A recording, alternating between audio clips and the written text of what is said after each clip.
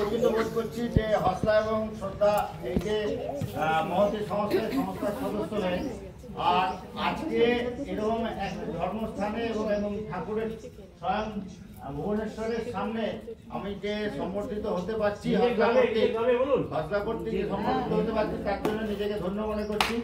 আর যে সমস্ত আমার সঙ্গী সাথী এবং আমরা হসলা ফ্যামিলির এক্সটেন্ডেড ফ্যামিলির যারা সদস্য তাদের যে সহৃদয় মানসিকতা এবং তাদের যে সেবামূলক ভাবনা চিন্তা সেটা আমার দীর্ঘ 43 বছরের শিক্ষকতার জীবনে আমি এত একনিষ্ঠভাবে এত পারিবারিকভাবে একটা সংসারের মধ্যে থেকে এক ভাবনা নিয়ে এগিয়ে যাওয়াটা এটা আমার কাছে একটা নতুন অভিজ্ঞতা।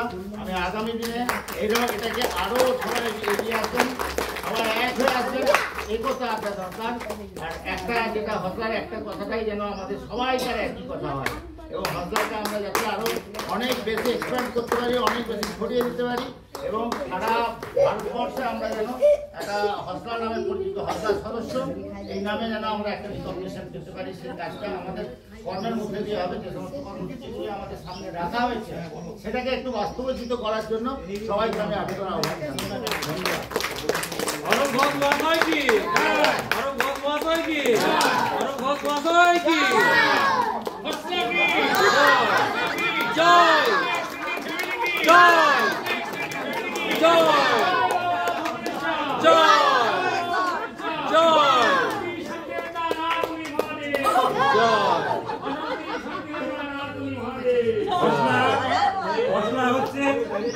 আত্মশুদ্ধির নতুন যজ্ঞভূমি, আত্মশুদ্ধির নতুন যজ্ঞভূমি এই হসলা।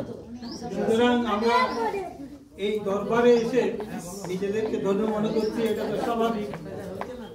তাৎক্ষণিক কবি রামু কি তাৎক্ষণিক কবি রামু কি তাৎক্ষণিক কবি রামু কি